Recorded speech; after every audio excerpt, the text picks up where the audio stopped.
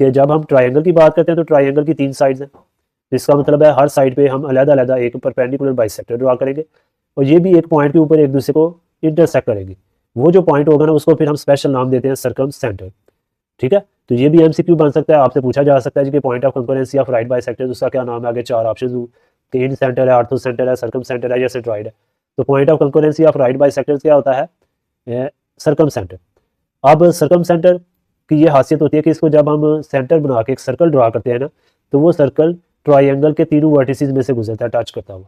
ठीक है, और इस सर्कल को फिर हम नाम देते हैं सर्कम सर्कल, या फिर एक और नाम भी दिया जा सकता है सर्कमस्क्राइब्ड सर्कल भी इसको लिखा जा सकता है। तो मे भी आपसे कोई एमसीक्यू में वो इस तरह की बात पूछ ले जी कि सर्कम सेंटर को सेंटर बना के जब हम एक सर्कल ड्रा करते हैं तो उस सर्कल को क्या कहते हैं। ठीक है, तो सर्कम सर्कल या सर्कमस्क्राइब्ड सर्कल उसे कहते हैं। अब ये जो सर्कम सर्कल है तीनों वर्टिसेस में से गुजरा है। ठीक है, यानी ये जो वर्टेक्स है ये सर्कल के ऊपर है, ये जो पॉइंट है, इसी तरह ये पॉइंट भी सर्कल के ऊपर है और ये पॉइंट भी सर्कल के ऊपर है। अब जब हम सेंटर को इस पॉइंट से मिलाएंगे तो ये क्या होगा, बेसिकली सर्कल का रेडियस होगा। इसी तरह ये भी रेडियस होगा और ये भी रेडियस होगा। इससे आपने एक बात याद रखनी है कि ये जो सेंटर होता है ना, सर्कम सेंटर, इसका जो डिस्टेंस है ट्राइंगल के तीनों कोनों से बराबर होता है।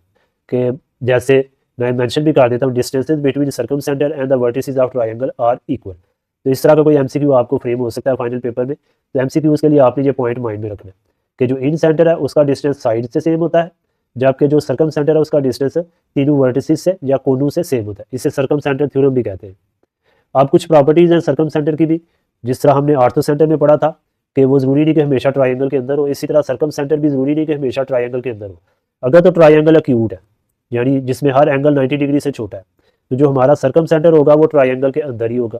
आर्थो सेंटर में भी हमने यही बात की थी।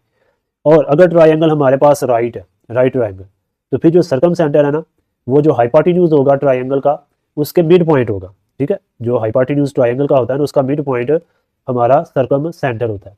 उसके बाद फिर जब हम ऑब्ट्यूज ट्राइंगल की बात करते हैं, ठीक है, जैसे एक ट्राइंगल ऑब्ट्यूज है, एक एंगल 90 से बड़ा हो जिसका, तो उसका जो सर्कम सेंटर है वो ट्राइंगल के बाहर होता है।